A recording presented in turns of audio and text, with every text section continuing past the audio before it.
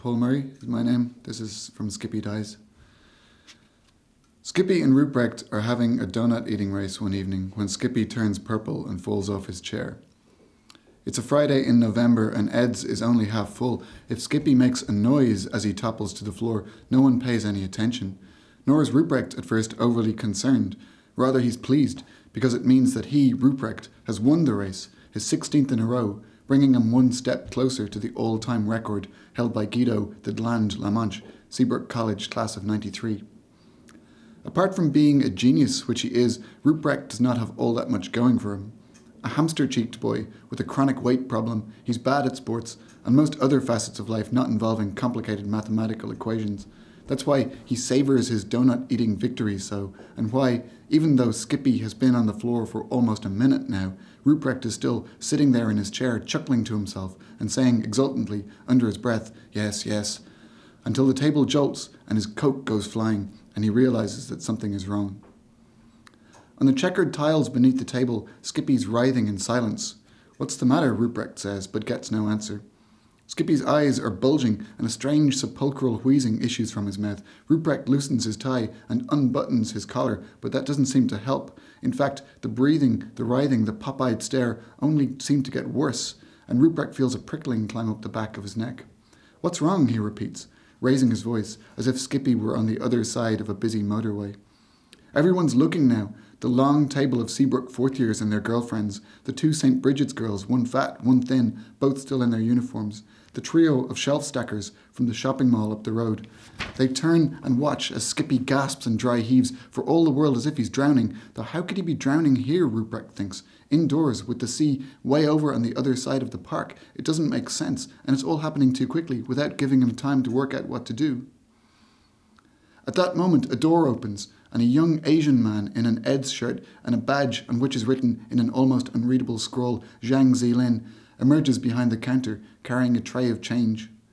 Confronted by the crowd, which has risen to its feet now to get a better view, he halts. Then he spies the body on the floor, and dropping the tray, vaults over the counter, pushes Ruprecht aside, and prizes open Skippy's mouth. He peers in, but it's too dark to see anything, so hoisting him to his feet, he fastens his arm around Skippy's midriff and begins to yank at his stomach.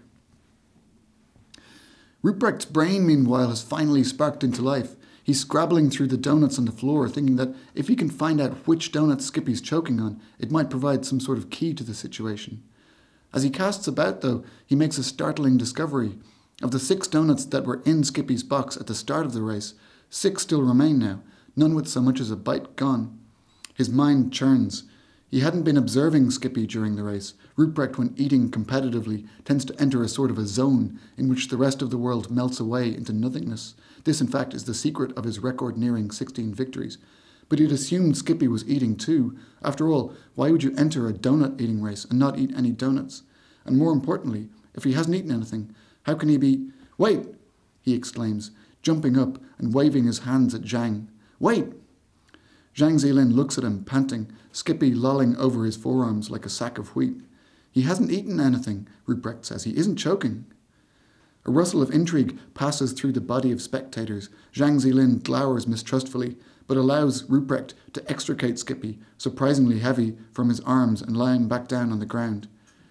This entire sequence of events, from Skippy's initial fall to the present moment, has taken perhaps 3 minutes, during which time his purple colour has faded to an eerily delicate eggshell blue, and his wheezing breath receded to a whisper.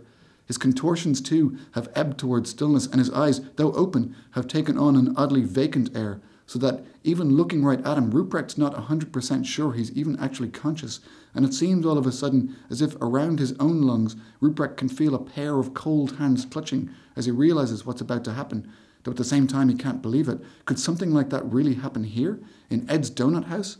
Ed's with its authentic jukebox and its fake leather and its black and white photographs of America?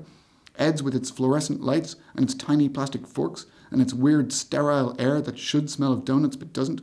Ed's where they come every day, where nothing ever happens, where nothing's supposed to happen. That's the whole point of it. Look! One of the girls in crinkly pants lets out a shriek. Look! Jiggling up and down on her tiptoes, she stabs at the air with her finger, and Ruprecht snaps out of the stupor he's fallen into and follows the line downwards to see that Skippy has raised his left hand. Relief courses through his body. "That's it," he cries. The hand flexes as if it's just woken from a long sleep, and Skippy simultaneously expresses a rasping sigh. "That's it," Ruprecht says again, without knowing quite what he means. "You can do it." Skippy makes a gurgling noise and blinks deliberately up at Ruprecht. "The ambulance is going to be here in a second," Ruprecht tells him. "Everything's going to be fine." "Gurgle, gurgle," goes Skippy.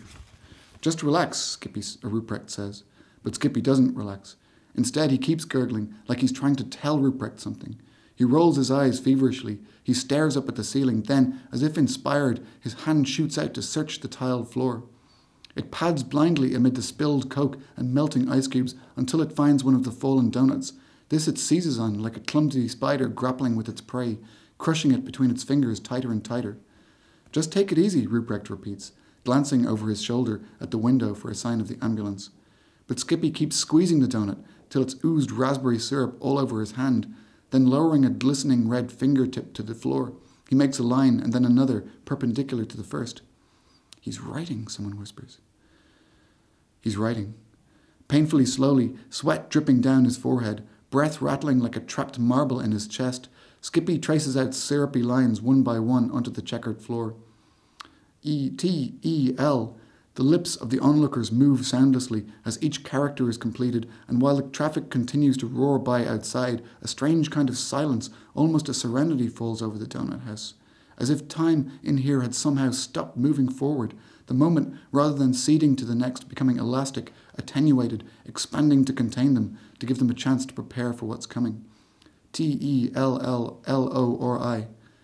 The overweight St. Bridget's girl in the booth turns pale and whispers something in the ear of her companion. Skippy blinks up at Ruprecht imploringly.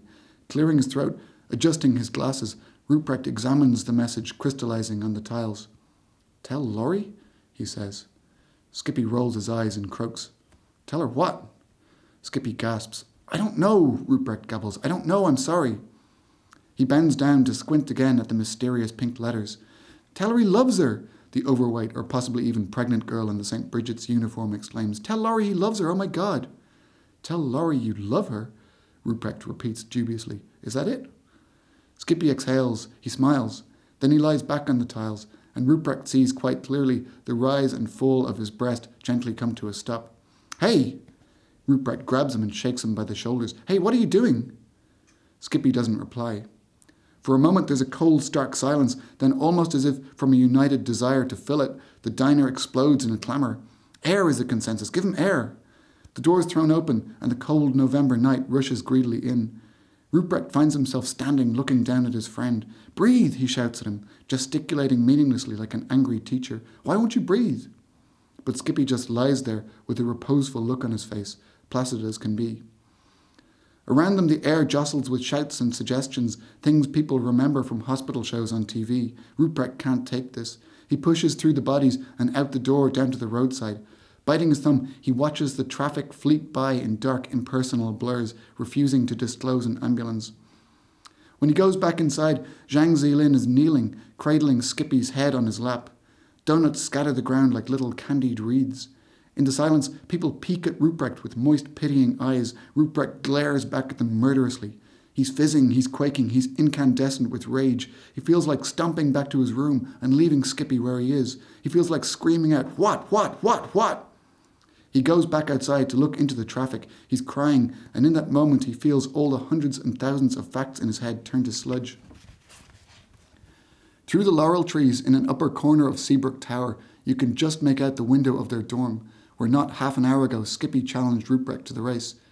Above the lot, the great pink hoop of the Ed's Donut House sign broadcasts its frigid synthetic light into the night, a neon zero that outshines the moon and all the constellations of infinite space beyond it.